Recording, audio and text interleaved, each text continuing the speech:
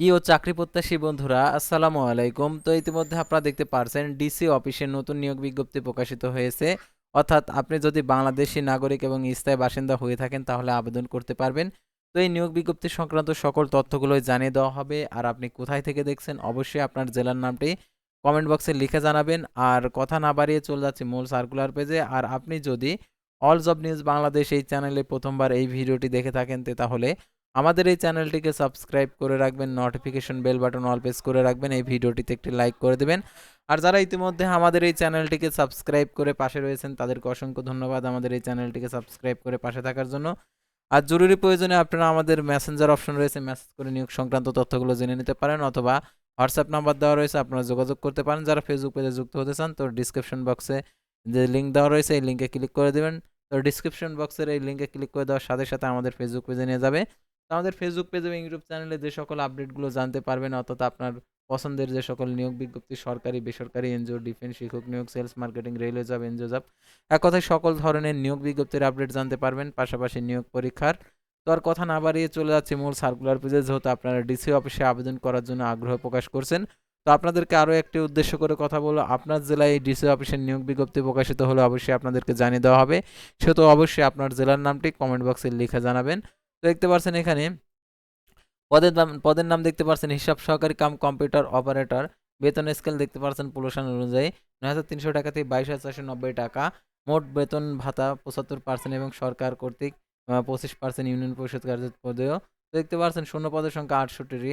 তো দেখতে পাচ্ছেন শিক্ষাগত যোগ্যতা কোনো স্বীকৃত বোর্ড হতে বাণিজ্য বিভাগে দ্বিতীয় বিভাগ সমান সিএপিতে উচ্চ মাধ্যমিক সার্টিফিকেট সমান পরীক্ষা উত্তীর্ণ, কম্পিউটার প্রশিক্ষণপ্রাপ্ত। কম্পিউটার টাইপিংয়ের গতি প্রতি মিনিটে সর্বনিম্ন গতি বাংলায় ২০ এবং ইংরেজিতে ২০ শব্দের গতি থাকতে হবে। তো তারপরে দেখতে পাচ্ছেন এই নিয়োগ বিজ্ঞপ্তিটা প্রকাশিত করেছে আর কি জেলা প্রশাসকের কার্যালয় ভোলা স্থানীয় সরকার শাখা ৮ই মার্চ ২০২৬ খ্রিস্টাব্দ তারিখে পল্লী উন্নয়ন সমবায় মন্ত্রণালয়ের আওতায় এই নিয়োগ বিজ্ঞপ্তি। তো দেখতে পাচ্ছেন ইউনিয়ন পরিষদের হিসাব সহকারী কাম কম্পিউটার অপারেটর পদের নবসৃষ্টি স্থায়ী পদের জন্য বল নিয়োগের জন্য নিম্নবর্ণিত জাতীয় বেতন স্কেল ও শর্ত পালন সাপেক্ষে ভোলা জেলার স্থায়ী বাসিন্দাদের নিকট থেকে দরখাস্তের আহ্বান করা যাচ্ছে।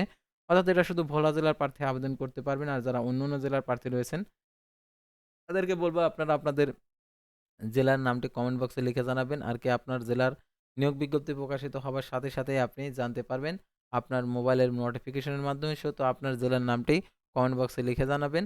দেখতে পাচ্ছেন আগ্রহী প্রার্থীদেরকে চাকরির আবেদন ফর্মে স্পষ্ট অক্ষরে পূরণপূর্বক আবেদন করতে হবে। আবেদন ফর্ম জনপ্রশাসন মন্ত্রণালয়ের ওয়েবসাইটে থেকে আর কি জেলা প্রশাসক ভোলার এর ওয়েবসাইটে থেকে জেলা প্রশাসকের স্থানীয় সরকার শাখা থেকে গ্রহণ করা যাবে। তো দেখতে পাচ্ছেন আবেদনপত্র আগামী ৩১/৩/২০২৬ খ্রিস্টাব্দ তারিখে অফিস চলাকালীন সময়ের মধ্যে জেলা প্রশাসক ভোলা বরাবর সরকারি ডাকযোগে পৌঁছাতে হবে এবং কুরিয়ার সার্ভিসের মাধ্যমে আবেদনপত্র প্রেরণ করা যাবে না। তো অসম্পূর্ণ ত্রুটিপূর্ণ বিলম্বপ্রাপ্ত আবেদন সরাসরি বাতিল বলে গণ্য হবে। সদ্য তোলা পাসপোর্ট সাইজের ২ কপি রঙিন ছবি নির্ধারিত আবেদনপত্রের সাথে যুক্ত করতে হবে।